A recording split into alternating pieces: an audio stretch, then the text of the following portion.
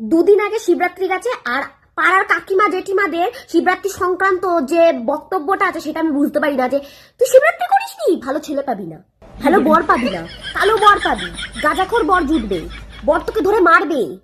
এই মানে মানে কি, মানে এটা লজিকটা কি? মানে কেউ নর্মাল শিবের পুজো করতে পারে না, সবাই কি ছেলে চাওয়ার জন্য শিবের পুজো করে? যে মানে ভালো বর পাবো তাই শিবরাত্রি করবো, মানে আমি করি না মানে কি আমি কোনো ভালো বর পাবো না? এটা কোনো মানে এমন ভাবে বলছো যেন পুরো পৃথিবীতে আমি একা যে শিবরাত্রি করি। আমি একা যে শিবরাত্রি করিনি, মানে বাকি সবাই করেছে, আর উনি সবার বাড়ি বাড়ি গিয়ে দেখে এসেছে।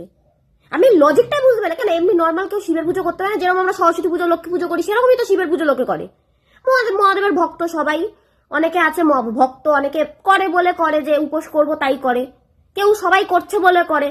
এই ছেলে পাওয়াই লজ্জা, মানে নিজে ভালো বর পায়নি, অন্য কেউ কি করে পাবে সেটা সহ্য করতে পারবে না, তাই জন্য বলে যে তুই পাবি না তুই পাবি না, মানে নিজে তো পিটায় রোজ এসে পাত্তা দেয় না, ওই রকমই চায়।